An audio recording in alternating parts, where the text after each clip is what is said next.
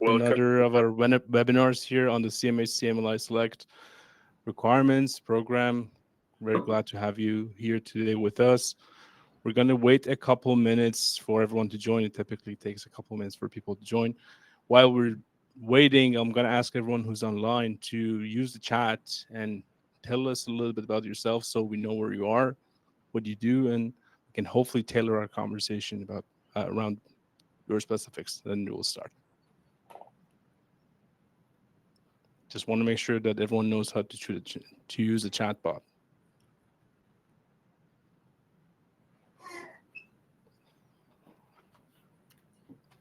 Anybody home? Can you hear me? Oh, perfect. Hi, Reza, Courtney. Great. Fantastic. Maybe just tell us where you're joining from and what's your occupation. Do we have architects, developers, builders, investors? What's your background?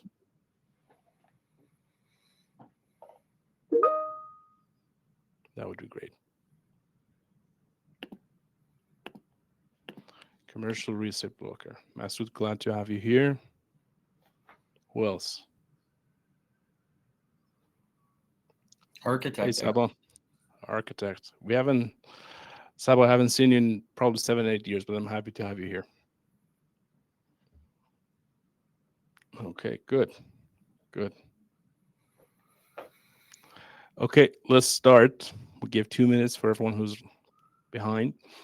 My name is Payam Nur Salehi. I used to be an engineer. I've been a construction manager, project manager for quite some time now.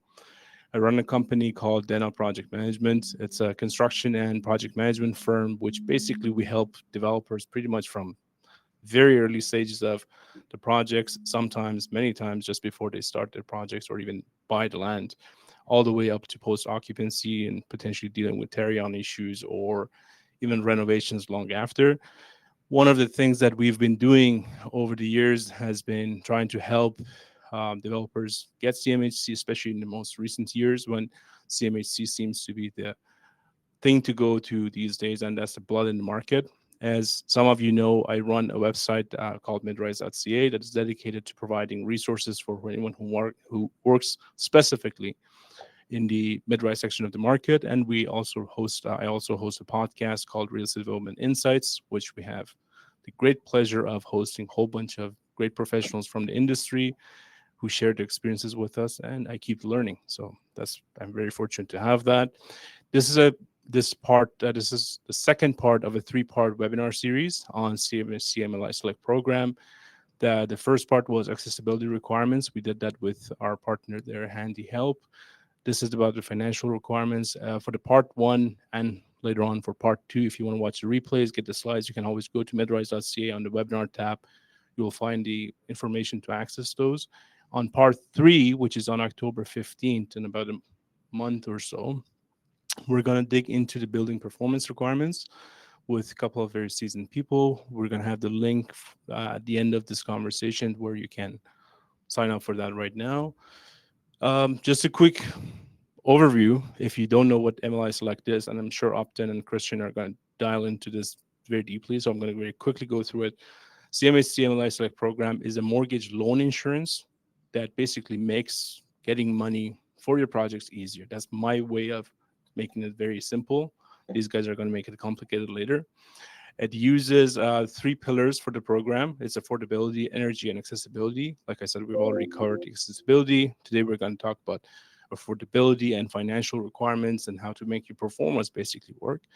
And the higher points you get, the better you meet those requirements, better terms. That's my understanding. We're here to learn from the experts in more details. And in our usual fashion, I'm going to put some polls up. If you could respond to those polls, have you ever done a multifamily construction project? That would give us an idea.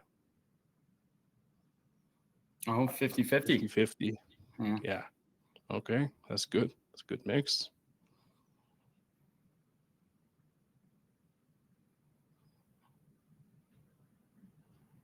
Okay, so I'm going to go to second question. The project or projects that you potentially would be working on, what are the sizes? Maybe just give us an idea.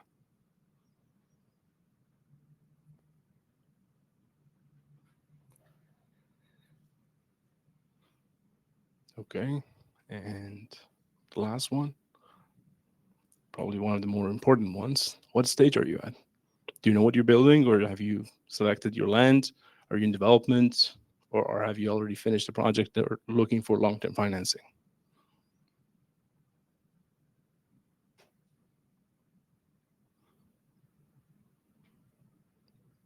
Okay, that's pretty good. I think Upton, Christian, that gives you guys a pretty good indication of our attendees here, and hopefully we can answer a whole bunch of questions. Speaking of questions and answers, the chat is open. As we go through the slides, I'm going to turn it over to Upton and Christian. They're going to go through the slides and they're going to walk us through their material. We're going to stop at 1 sharp for the presentation, but we're going to take questions as we go through it. So feel free to put it in the chat, and I'll just kind of bring the chat, the questions into the mix as we go. Upton, Christian, please take over. Thank you very much, Payam. And it seems like with the people on attendance, we have a mixed bag. Some people starting projects right away, various sizes, so kind of all over the place. Definitely. So yeah, thank you for that. So a kind of bit of background, first of all, on Canada ICI, and I'll slip through some of this. So we started as a mortgage brokerage, and now we have evolved with a direct lending arm, been in business for over 25 years. I've been with the company almost 10 years myself, but annual volumes of over 15 billion, and about 12 of that is CMHC. So where we act as a broker and as a lender. So our asset management group has grown quite substantially since I've been involved, and I've seen that from investment fund managers, life cos, pension funds. We have our own CMB pool allocation through CMHC. We have our own CMBS pool. We have our own MIC in behind. So we're doing a lot of creative structures, whether it's land, pre-dev, construction, and this is for all asset classes through our AMG banner, as well as taking on brokerage mandates. So very active in the market across all spectrums of real estate, but more focused recently on CMHC, where the market has gone with people pivoting from condo to rental, and just where the rental market is and the returns people are getting, utilizing the CMHC programs. So like I said, offices coast to coast, and that's quite literally all the way from Halifax to Victoria, BC. So we've grown in that regard. So, we're doing deals right across the country. We're getting local knowledge on the ground, boots on the ground right across the country to obviously help our clients and everybody grow as well. So my background, I joined in 2017 after high school. I did 4 years in the military, and then went to University of Calgary. Actually started my career in the Calgary office for a few months, and then came over to Toronto and been in Toronto for 8 or 9 years now. So it's been different provinces I've lived in, and definitely seen the background on different different regions and how they kind of transpire. And then I'll kick that over to my partner Abton, and he can kind of tell you a bit about himself, and we'll go from there. Yeah, it's a pleasure to connect with everyone. I've been with ICI since 2023, straight out of school. Been in the industry for over 6 years. Started on the property management development side, and then pivoted to the mortgage side. So started off as an underwriter, underwrote over $4 billion during my time as an underwriter. I would say about 80% of that was CMHC. And yeah, really anything from structuring, underwriting, and funding commercial mortgages, especially CMHC, as that's the bulk of our business nowadays, has almost become our expertise. And beyond that, on the personal side, I also helped grade the Schulich School of Business's real estate development course for the undergraduate program. And then Okay. getting into CMHC. So a lot of people know, generally what CMHC is from, the single family use, and if they have, loan insurance through there. Crown Corporation, where CMHC Select is this is going to be units or for properties with 5 units and above. So we can kind of jump into that, and I'll just go to the next slide. This is what I really want to drill home on to start things off. It's just the CMHC process. So what will happen is Abton and I will work with developers, REITs, property manager, or people looking to acquire, private developers, private investors, and so forth. And that first bullet point is the initial consultation. So what that means is we like to get involved early in the process, whether that's with building design, connecting people with the right parties, us opining on where rents might be, with where rental growth might be, expense benchmarks, being able to help people optimize their projects. So that all starts very early in the cycle. So after that initial consultation, we gather all the documentation, We do all the analysis, build our submission for CMHC, and we do all the financial review and all of that bells and whistles at that initial consultation, which should be early in that process, as I mentioned. And then from there, we do our credit lender application. Now, CMHC has a requirement for lenders to have the intent and capacity to fund, and that capacity comes from the CMB pools and the MBS pools. But nevertheless, the credit lender will do their due diligence. They'll do their underwriting. They'll go through their steps in their review. Now, different lenders will look at things a little bit differently, but nevertheless, once it gets through the appropriate lender, and then there's obviously pricing expectations and where we go to market, we're going to gather where the best pricing is, where that best leverage might be, spreads, fees, terms, like all of those things are all inclusive. And then we so-called pick our horse. So wherever that lender might be, whether it's through our AMG banner, where we're doing several billion a year, or so once that happens and we've done the initial consultation, we've gone through and we've picked the correct lender for that project, it goes into CMHC. So that process happens. We apply. The first gatekeeper, if you will, is what's called a CMHC coordinator. And now that gets picked up by the coordinator in about, anywhere from 1 to 4 business days, give or take. Now, when that happens is they assign a file number, and they might come back and say, hey, listen, we need a little bit more financial information here, or we need this document there. So their job is really to make sure that the application is wholesome and complete. So once that happens, they assign it a file number, and then the fee would be paid directly to CMHC, and then it sits and waits for the underwriter. So the first step in that part is the CMHC coordinator, which takes a few business days. The next step is it gets assigned to an underwriter. Those timings change wildly with how the CMHC, which we'll get into, how the CMHC Select programs have changed. There was some notable changes in June and also last June. So there was an influx of deals at that deadline. I think we put in close to $5 billion just in those 10 or 12 business days right before. So there's a massive backlog right now. But so that underwriter getting assigned might be anywhere from 6 to 12 weeks, give or take. And there's no exact science to that. It's just when the capacity happens, that underwriter gets assigned to the file. We've seen that in past times, it'd be as low as 2 or 3 weeks. So, but right now with their files that are on their desk, it has definitely taken some time. So first step, coordinator, a few business days. Next step, underwriter, could take 6 to 12 weeks.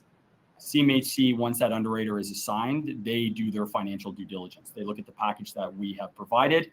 They go through all of our underwriting. We go back and forth with that underwriter on pushing them on comps, supplying additional info, rationale, answering any questions that they might have. And then after that, CMHC issues, if the loan is satisfactory to their terms, they issue what's called a certificate of insurance, or a COI, if we call that for short.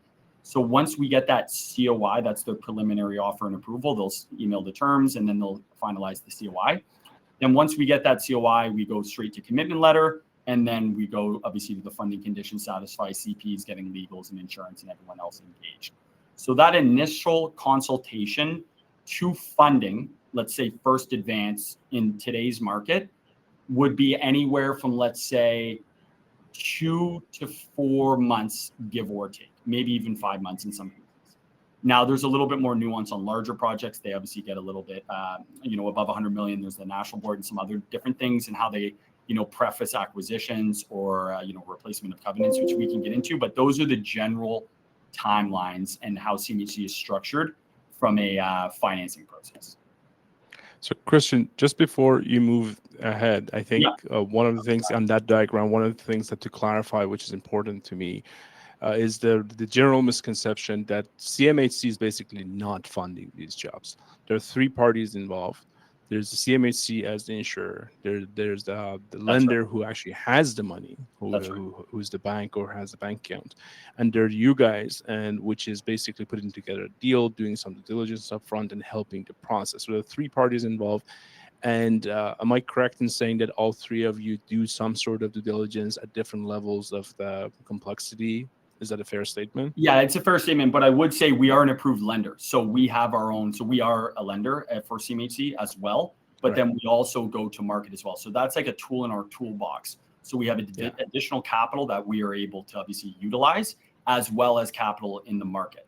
So obviously we're trying to check 2 of those boxes instead of only one. We do. Yeah, so we're just obviously trying to structure the best and most competitive deal for the client. And that allocation internally is just another tool in our toolbox when we go to market, which kind of differentiates us in some regards. So yeah, you're exactly right though. The levels of due diligence ours are going to be deep because we're doing the analysis as the lender and as submitting it to CMHC, whether that's done through Canada ICI AMG platform, asset management group platform, or that's done through a third-party lender. We're still doing the same level of due diligence and execution, which is known in the marketplace as being quite high standard. So yeah, we're very much hands-on early in the process, walking through everything with the clients, the developers, whoever it might be, giving them information, finalizing our package to the level that's a very good standard that goes into CMHC. So very much we're looking at, as a lender, how other lenders will do. Yeah.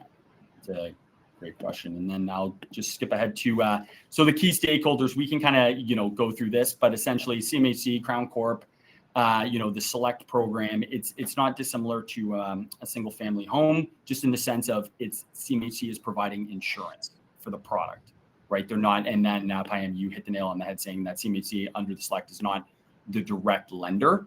And then this is getting into the MLI Select program here. Let me just kind of go down here. There we go. So this is just getting into the CMHC MLI Select, which we'll dig into. So when this program came out, before it was the CMHC Flex program back in the day, and then the CMHC MLI Select came out, and it does a very good job at really bridging the gap to increase rental supply. So I'm talking like macro here. So like the government, obviously, there's a housing crisis in many metropolitan areas, and condominium developers were very much incentivized by where the structure of the market was. Now that's changed with CMHC Select because of the longer amortizations and how they look at the program. But nevertheless, you can get up to 95% loan to cost or value depending, but in the construction loan to cost, those AMs are stretched out. So the returns are not the same in a very frothy condo market like we saw 3 or 4 years ago. But the returns in many cases are equal or greater. Obviously, right now we know where the condo market is in Toronto. And then not to mention the pricing and, how sharp the interest rates can be with CMHC is a very, I would say highly sought after attribute, because also you're insuring the construction. So say you're doing a construction loan, you're insuring the construction, but also the takeout financing. So that's something to note. So that's kind of the MLI Select in a nutshell. The 3 criterias are the affordability, the energy efficiency or climate compatibility, and the accessibility, which Payam, you talked on your last podcast. So those are kind of the 3 pillars, and there's a corresponding point system across each of those. And the more points you get, the higher amortization you get, the less premiums and so forth. So it's really incentivizing developers to have some affordability or high levels of energy efficiency within the buildings, or utilizing accessibility as well. So that's kind of how that shakes out as far as the CMHC Select program, which is different than the CMHC Standard program, which doesn't have any of these and has their own metrics. But and then this is, sorry, go ahead. So just before you go there, guys, a couple of things. There's one question about the best time in that process that you were describing in terms of the initial consultation and what's the optimum point for people to be having that. That's one question. And I want, just before you answer that, I want to also highlight a point which you said, which I think is very important, and for people who have not been engaged in this process, it's important to remember that this whole package comes with a takeout financing at the end. Many times it used to be very hard, very lengthy, bridge loans, long processes, lease-up requirements, where we used to do before these programs, when we used to build buildings with the rental or purpose-built rental, not too many of them in the city, but it used to take a while. You had to pay a whole bunch of interest. Now you're dealing with all of that upfront, and I'm sure you guys are going to touch on it later. But I don't know if Upton, you want to touch the other question about the process, or Christian? For sure. I think, we'll answer the question with regard to at what stage the initial consultation could start, whether that's after permitting or whatnot. But to kind of just summarize for the sake of pushing this forward, it would really be at any stage. So with a lot of our clients, even when they're at the stage of perhaps purchasing the building, we're doing the initial consultation there and purchasing the land, for instance, for the future development. And on the construction takeout side, it's even before they're even starting the build. However, we'll jump into more detail as we go through. On this slide, we'll just talk about the CMHC MLI Select program, just some of the highlights. So a minimum project size of 5 units on a singular lot. If it's across multiple lots, then the properties do have to be attached. Again, there's a lot of details that go around that rule. However, we could take that offline later on. It allows up to 95% loan to cost financing and up to 50-year amortization. And then borrowers are really assessed on a point system, as you guys can see on the right, where the maximum amount of points you can get through affordability would be 100 points, the minimum being 50. The maximum through energy efficiency would be 50 points, and the minimum being 20 points. And then through accessibility, it would be 20 or 30 points. So as you guys could kind of draw from that, you can't qualify for the program with just accessibility. It's really having energy efficiency or affordability in combination with accessibility if you choose. So a minimum of 50 points are required. And then the non-residential component is limited to 30% of GFA. So if you have a building and you have a commercial component at the bottom, for example, that portion can't exceed 30% of GFA, as well as the lending value. And then over here, as you guys can see, the more points that you get on the bottom left table, let's just say 50 points, you can get up to 95% loan to cost financing. However, you are capped at a 40-year amortization. And then at 100 points, you would get up to basically a 50-year amortization. And what that means is that for 100 points, you would need to have a component of affordability within your build. And then with regard to debt service requirements, and I'm going to touch on this here, and you'll see the difference when we just compare the standard program.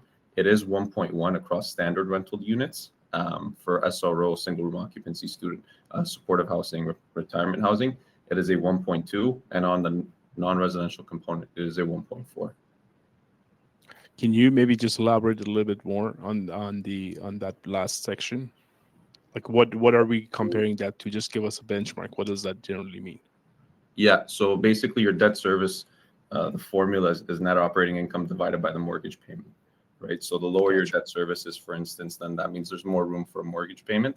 Again, on the next slides, we'll kind of show you guys the difference of how that looks compared to the standard program. However, the MLI Select program does have the lowest debt service requirement of 1.1, whereas on the standard program, it's 1.2 or 1.3. As you're going through the math, you'll realize how much of a strain that has on your mortgage payment. And then ultimately that leads to a lower loan amount, which is why MLI Select has been so popular over the past few years, and being the most popular product and the most requested product that we do work on. So I'm just looking at the questions. Can you maybe just touch on, or maybe if you're doing it later on, between LTV and LTC, when you use which one and how is that gauged? For sure. So LTC is used for any construction application or construction takeout application, and LTV is used for any existing building. However, LTV is still referenced when they're looking at the construction financing. However, they are lending against LTC. Thank you. So why don't we keep going, and I'll come back to these questions toward the end. Yep. And then this is just one, and just before I jump into this recently funded deal is, Payam, you said something interesting earlier, which we were talking about, which is the takeout option built in. So there is something where there's almost like a policy risk with CMHC because the policies change all the time. And some construction duration might be 12 months, 24, even 30 to 36, depending if you're looking at all the lease up for bigger projects. But even if you're a 12 to 16, 18-month build, and the program changes and the parameters change, right, and you build it, say, on a conventional basis, you're underwriting to an exit that might have changed. So that's something really important to notice, where the CMHC financing for construction, once you get that certificate of insurance and you have insured financing, the takeout parameters are stipulated within that certificate of insurance, versus if you didn't go with CMHC for the construction portion and you underwrite in, say, in 18 months, you're like, what program are you underwriting to? And since the flex program, you can appreciate if you underwrote to the flex program, now it's gone. We have MLI Select in place of that. And now we've seen the MLI Select program itself change twice over 2 years. So the parameters of how you're looking at the deal might change significantly. So that is part of that policy risk where, getting the construction financing, even you got to jump through a lot of hoops to do so. It might not be as flexible as the conventional, but it can save you a lot in the long run and certainly a lot of headaches. So that's just one thing I wanted just to sidebar. Then, this is just one of the deals that Adson and I recently funded. So, pretty much downtown Toronto, larger loan, no rental achievement holdback, unique in the sense that it was both single rooms and some SRO units and all the rest of that. So it was, navigating some of the larger loans with CMHC all the way down, we get a feel of how they work, right? And what questions they're asking for, how to present the files, and give them the best possible light. A lot of that comes down to DD, and how we're analyzing deals and turning them around. So that's just one deal that I wanted to go through, and I'll let Abson talk about this other one here. For sure. I think this is quite a popular topic where everyone's asking us LTV at completion once they finish the building, perhaps once they've received financing to build their building, whether that be through private or conventional options that are non-CMHC. So MLI Select, new construction takeout. This was a deal that we did out in Ottawa. It was an 8-plex.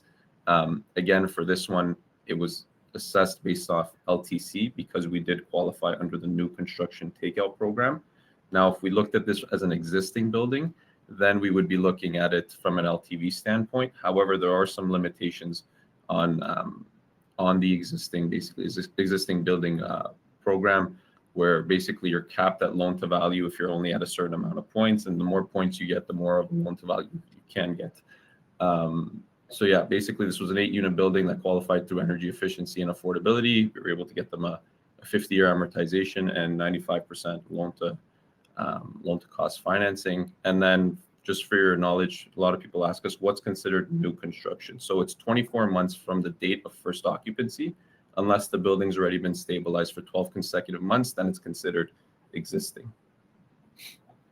So you cannot go back and start doing extensive reno and call it new construction. That's basically it. And so, sorry, just before you move on, I see a question there that MLI Select 5%. Yeah, I saw that as well. Myth. Yeah, it's not a myth. It's just where the valuations are. So with CMHC, there's obviously the loan to cost or loan to value caps, and then there's the debt service cap. So many times you're actually hitting the debt service constraint before what that purchase price or value might be.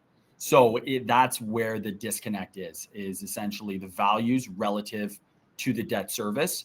So you can appreciate if values are, through the roof and things are trading at, a 3 cap, your debt service is going to be real tight. So versus if things are trading at a 7 or 8 cap, it's a lot different stories. So that's mainly the thing. It's not a myth. We see it in different markets where it does work.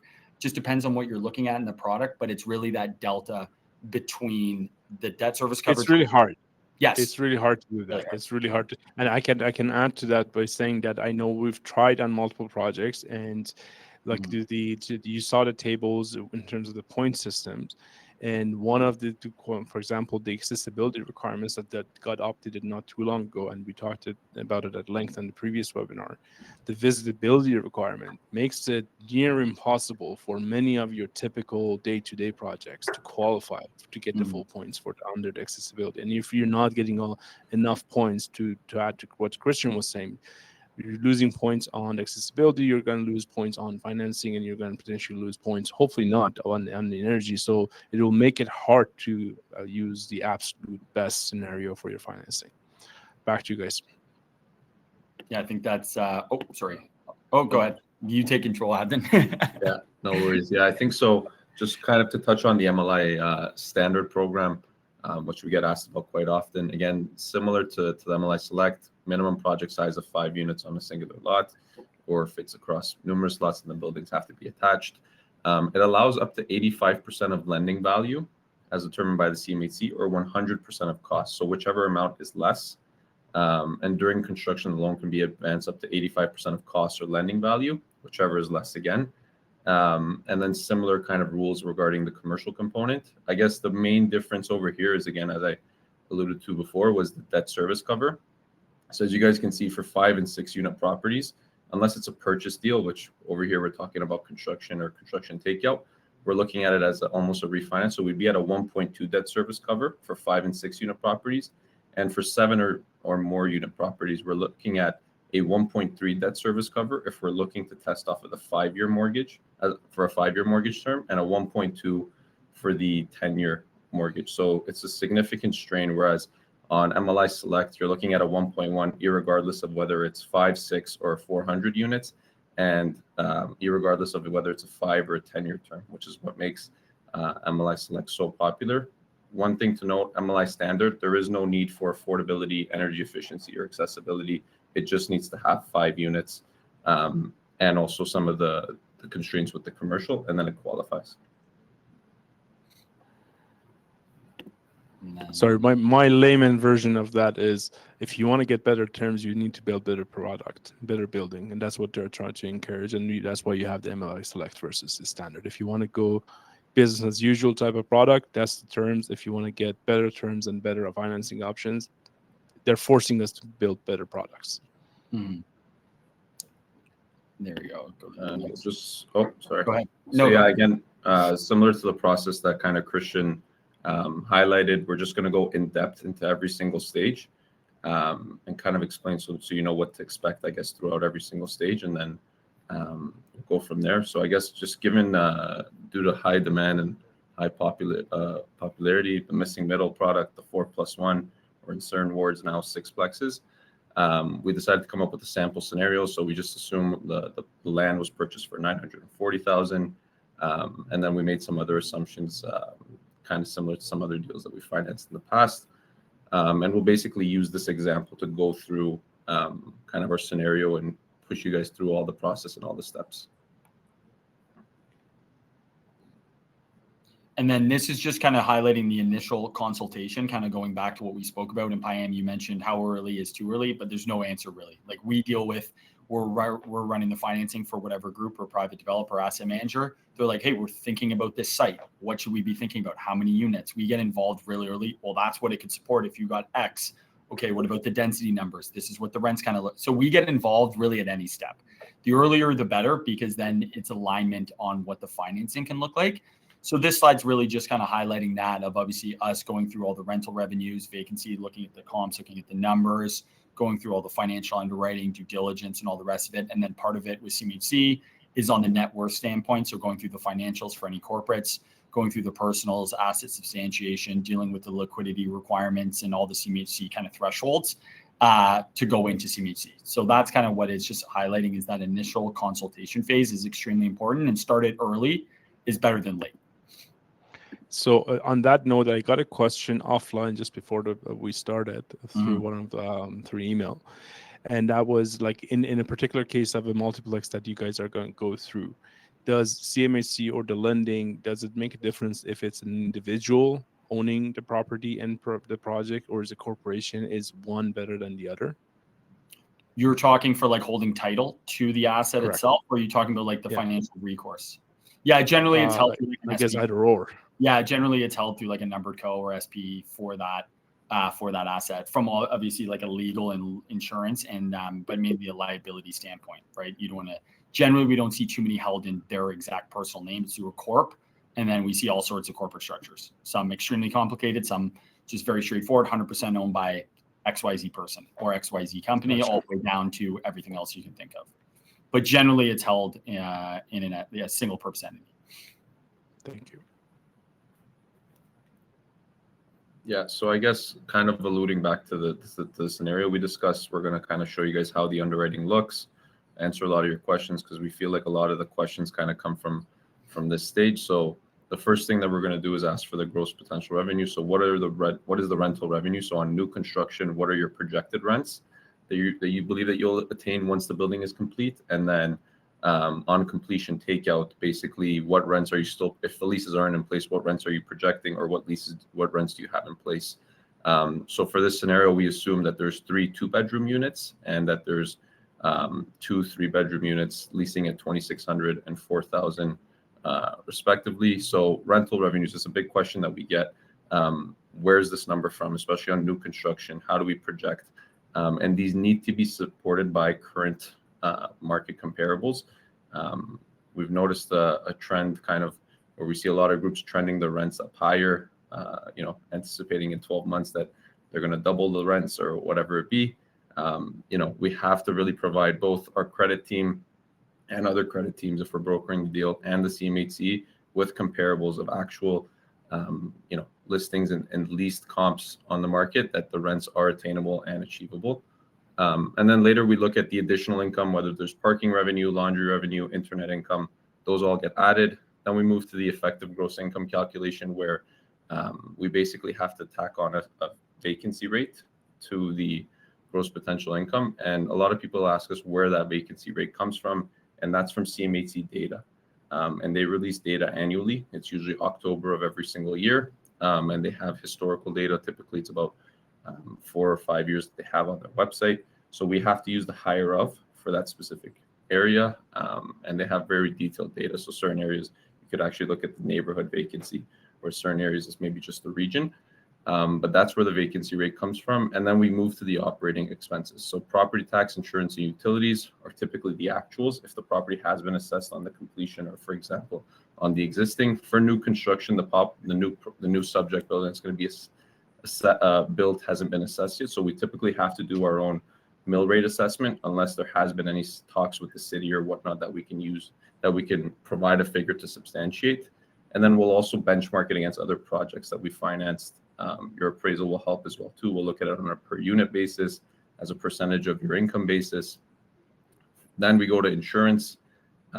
Typically, we do request a quote from a broker or from a group, just so we have an understanding of where the insurance will be at. And then with regard to utilities, again, this depends on whether the building is going to be submetered, what kind of common area, are there any amenities in the building? These all impact your utilities, of course. And then finally, we move to the CMHC benchmarks, which again, we receive a lot of questions on. And a lot of people ask us if, what if the CMHC benchmarks are actually higher than what I'm going to be witnessing on my building? And the rule of thumb is that we have to use the higher of your actual expenses or the CMHC benchmarks. So a really common example that we get is on property management. So just assuming this is Ontario, and for the sake of this multiplex, the property management CMHC benchmark expense is 4.25% of your effective gross income. So even if you have a property management agreement at 3%, we still have to use the 4.25% from the CMHC. However, if you do bring us a property management agreement that says 10%, then we have to use the 10%, and we don't use the 4.25 from the CMHC. So it's the higher of either the CMHC or your actual, which leads us to a net operating income figure. And again, that's net operating income divided by your mortgage payment based on the amortization that you're qualifying for, the interest rate during the time that you're making the application, and then also referencing your loan to cost metrics and loan to value metrics, which leads us to a max loan amount. So you're either capped at loan to cost or you're capped at your debt service, whichever one comes first.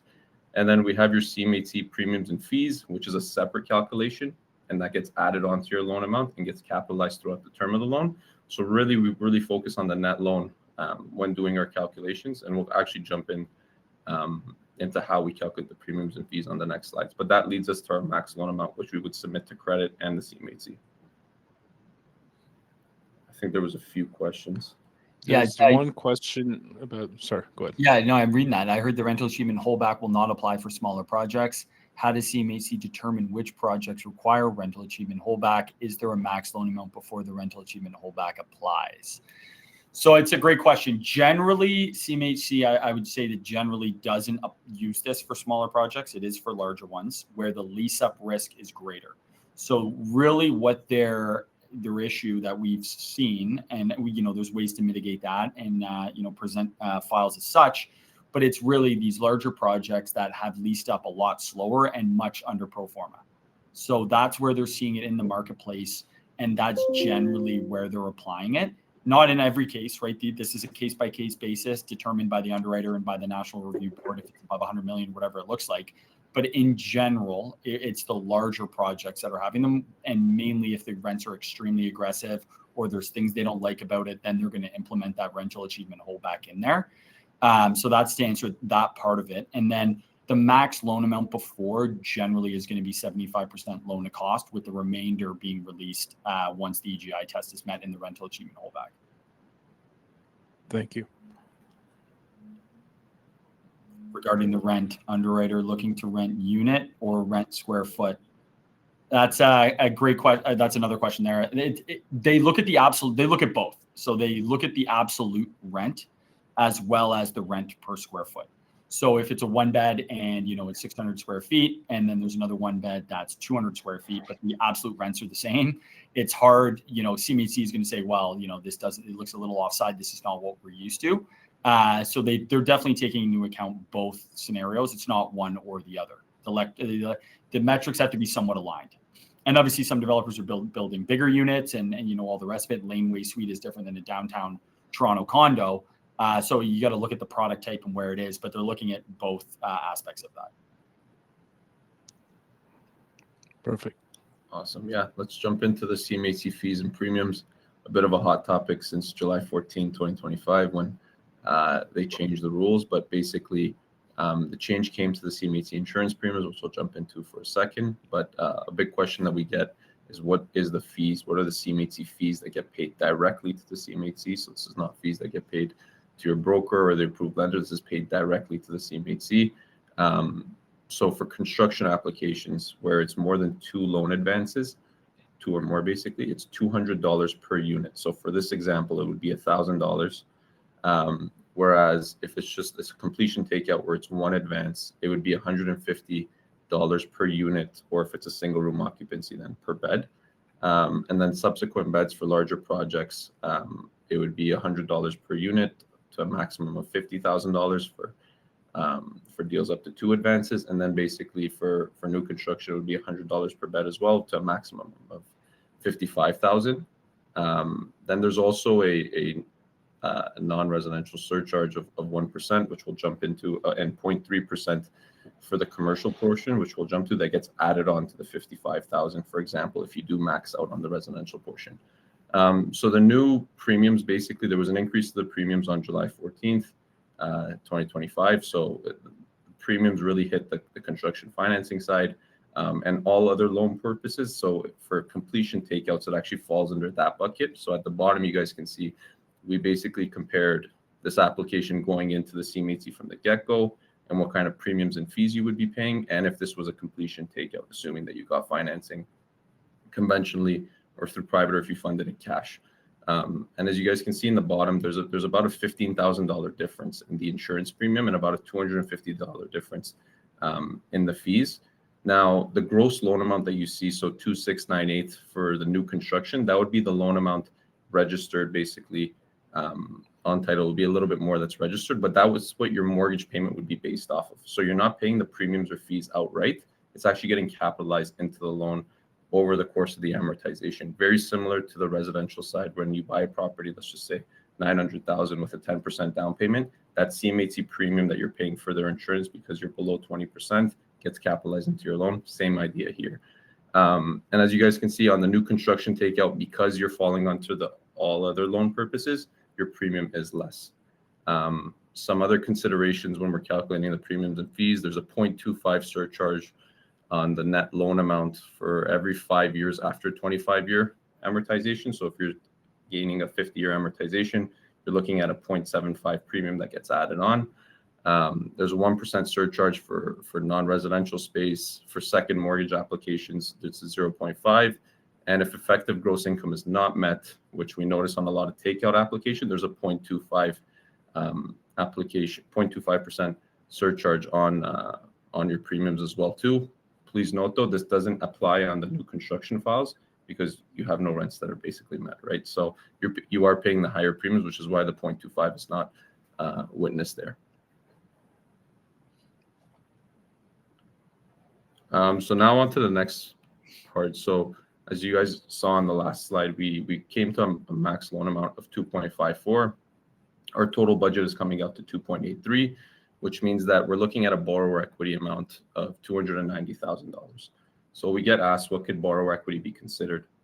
Borrower equity can be a combination of land equity. For example, we bought the property for $960,000. If we have no mortgage on the land, that basically means that we have $960,000 worth of equity in the deal, and there would be some sort of equity repatriation throughout the draws of the construction loan.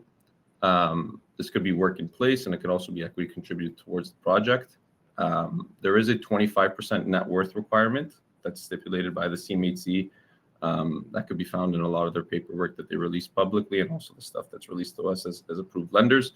And this has to be a minimum of $100,000 at CMHC's discretion, and higher net worth requirements may be required to mitigate risk. We see this on construction files typically. And then net worth can include cash, cash equivalents, marketable securities, prepaid assets, real estate, notes, investments, etc.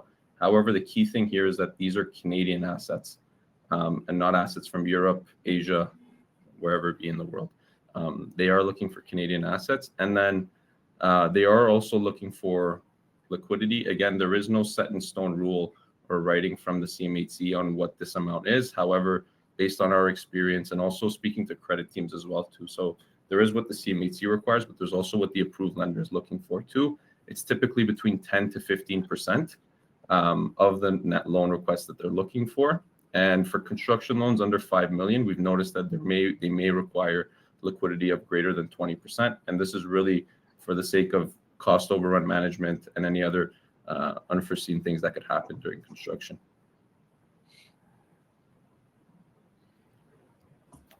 Some typical. Sorry, I see questions are coming in, but I'm going to ask that we try and meet the timeline until 1 for the slides, and then if we can stick around a little bit longer after that and go through all the remaining questions. For sure. I think I'll answer that. 1 second, the property. Yeah, so we'll answer that question after. But basically, previous construction experience on these deals is quite important. So on a lot of the smaller, deals similar to the one that we're presenting over here, we've had success in with working with groups that have built many single-family homes. If this is the first multifamily project, there has been success there. However, if a group's looking to build a 100-unit property and they've only built custom homes in the past, it's quite impossible to get credit and CMHC to have comfort that they could actually execute on this building. Which Christian could kind of allude to kind of some of the mitigating factors that you could do to kind of get around that. But, they really are looking at the project team and whatnot. And then they're also looking at previous property management experience. Has the borrower, has the guarantor, has the group managed similar assets in the past? And if the CMHC doesn't feel confidence there, then they could mandate third-party property management as a part of your certificate of insurance. Some frequently asked questions that we get is the liquidity requirement in addition to the net worth requirement? So it's actually included within. So if you're sitting on $500,000 worth of cash and that's a part of your net worth, it's included. However, it has to be outside of the equity that's going into the project. We get asked if RRSPs are calculated toward the net worth. Yes, they are. However, they are discounted by 50%. And then we also get asked if personal jewelry, works of art, or motor vehicles are considered in the net worth calculation. Are they discounted? So it's great to have and add them to your net worth applications. However, they are set to zero by the CMHC and the majority of lenders as well too. Mm-hmm. And with that, just one thing I'd say is just on the construction standpoint is mitigating risk. There's many ways, whether it's the GC, what contract that is, if it's a larger project, what CCDC, what the architect is, all the rest of those things really matter. Who's doing the tendering and all of those things that go into it for a developer who hasn't built that product type before. And then with respect to the property management is exactly what Abson said, is if CMHC sees a lack of an experience, they will recommend, or they will require, I should say, they will require third-party property management until that borrower has developed, experience with that. So it's one of those things where it generally not a hill to die on with the property management, but it's one of those things you have to, if it's your first rental project and you've never been a landlord before, by and large, they'll impose that. Yeah. So then basically that's the whole initial consultation. We're going through all of those things and really showing you how the numbers work, and we're also verifying whether you have the required net worth and liquidity to basically set up the project for success. And that's when we go to our credit and lender application. So we have a credit presentation where we go over basically everything that we discussed, plus some other details with regard to the borrower, their experience, property manager, even project team as well too. So that's when we have our credit presentation. We answer their questions, some back and forth, and then we typically receive approval to submit the application to the CMHC.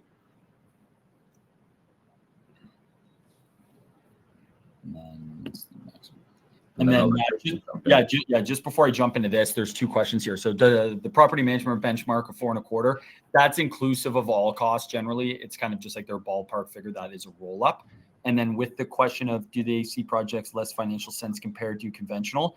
it's not that it's less financial sense, because the interest rates on CMHC is much sharper than what you'd find conventionally. Also, the leverage that you're going to push is substantially higher, notwithstanding if a conventional lender could get to that leverage, you're obviously paying more for it in fees and in the interest rate, which offsets the increase in premium. And then lastly, it's what we talked about earlier, which is the policy risk. So you have clarity of what the exit is. So if you're building this thing, you have takeout financing in the back, which is what I was mentioning, where, on the conventional side, if you get, conventional financing and 24 months later, the kind of rugs pulled, or the what you're underwriting to is completely changed, then it could be quite a big issue. And then with this slide here, CMHC submission, which really kind of hitting on what we said earlier, is going through the gatekeeper review, the application when it's picked up. Any missing docs kind of come in that gatekeeper. So, we're going to say, hey, we need all these things for the application at the outset. But if there's something additional, or that's something that was missed, CMHC at that gatekeeper level will, request that. But generally, we'll be asking for everything right away. Once the CMHC underwriter is assigned to file, that fee is paid to CMHC, and that within those 5 business days. And there's a fact there, can I get my appraisal and energy report after? Generally, all those things are required before. So that's one of those. And then next slide. And this is more of the same. So CMHC underwriting and review, kind of what we talked about before, approvals with the COI, with the process. And I know we only have 9 minutes, and there's some other things we'd like to touch. So that has kind of gone through in depth with the process. And then funding, I think I'll fly through this really quickly as well too. So once the commitment letter is executed and all condition precedent have been satisfied, the approved lender, in coordination with the CMHC, they authorize the advance of funds. I guess some notable CPs that we should know. So for construction files, a quantity surveyor's draw report will be needed for all advances, including the first and last. Perhaps for those who are really familiar with private financing, your lender can't just show up to the site and see if you poured the foundation and whatnot. So over here, we do need a quantity survey report, and then building permits and whatnot also do need to be in hand for construction mortgages. And there's another list of CPs. However, these are some of the notable ones. And on construction takeouts, lenders have to confirm that the 60-day lien holdback period has expired and occupancy permits have been received before funding. So if you've recently completed a building, we really have to ensure that 60-day lien holdback period has passed, and also you have received occupancy as well too. A frequently asked question we get: how much time do I have to make the first advance of funds under my CMHC certificate of insurance? And the timeline is 6 months. So if you receive a certificate of insurance from the CMHC on January 1st for a new construction project, you have to make the first advance of funds by June 2026.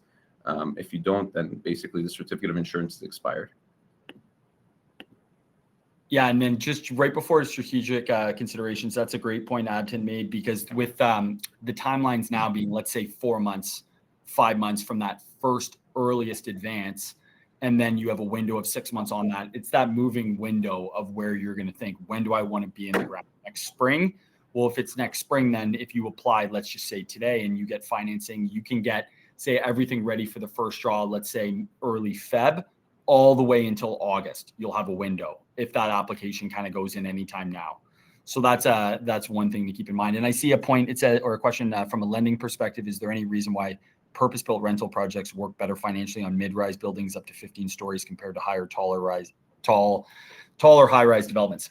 That one really comes down on the costing front. So, the rental rates have to be commensurate with the cost that is in, say, downtown Sunrise, Toronto, and the costs skyrocket with underground parking.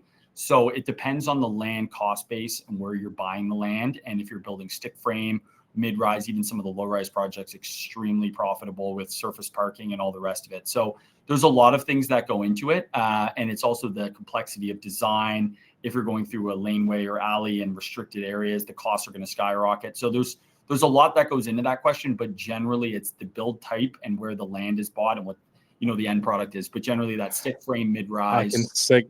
I can second that to say that these days, like these multiplexes seems to be the easier ones to actually make work. And then in terms of the numbers, mid-rises are still doable. Like we're working projects that have CMHC financing with, like you said, without underground parking, surface parking alone, without type G up to 60 units. So you need to kind of balance the act there before you can make the numbers work. It's not impossible, but it's also not easy.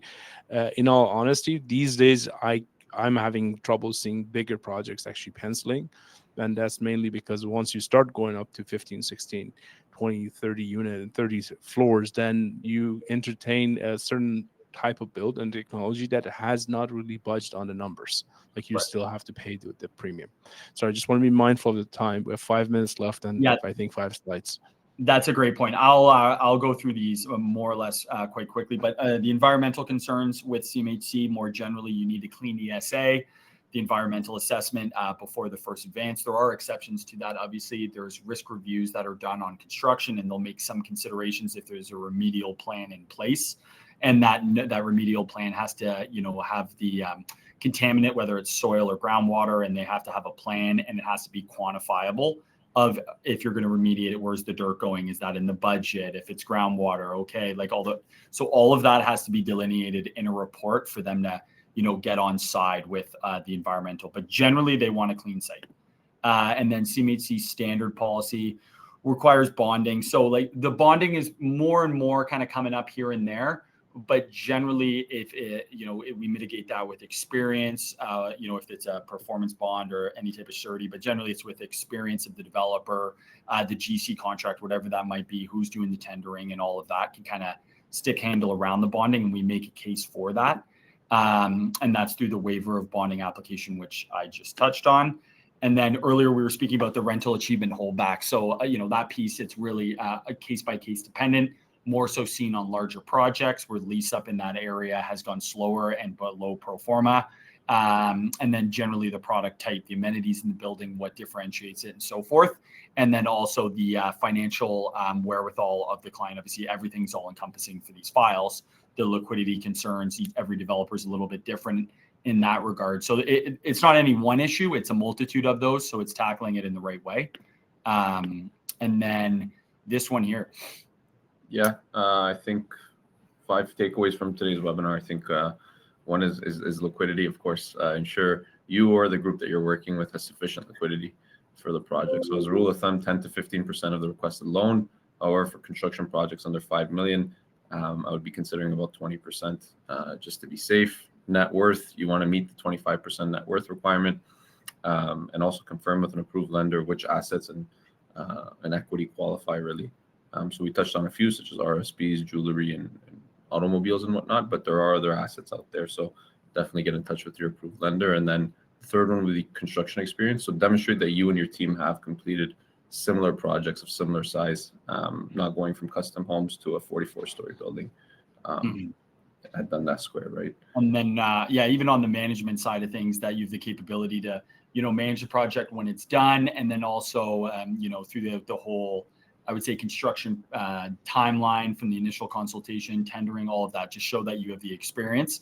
And really that hits on the point number 5, which Abton and I were speaking about earlier, which is just engage early. It's good to be collaborative. That's the way we look at it. We want your success. So it's essentially, what are the right building designs? What's the right product in that market? What's the vacancies of each product type?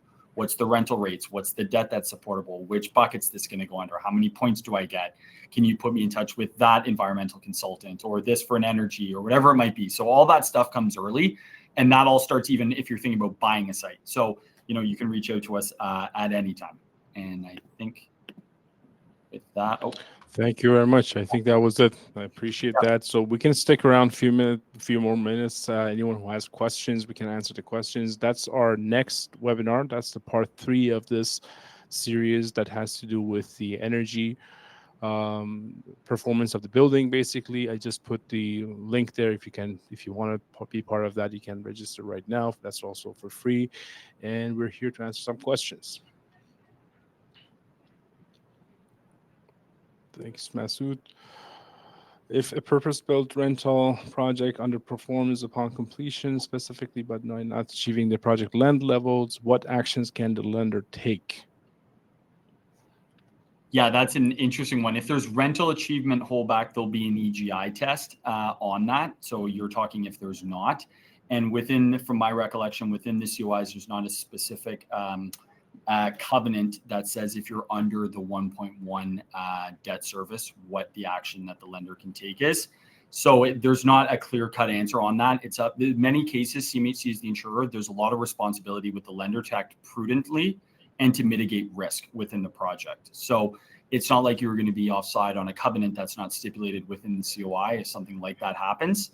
And if the debt service is under, that's why there is that 1.1 or 2. There's a little bit of threshold there, notwithstanding the premiums are in.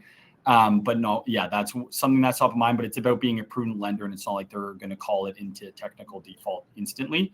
But it's case by case. It's how the lender will treat it. Perfect. Thank you.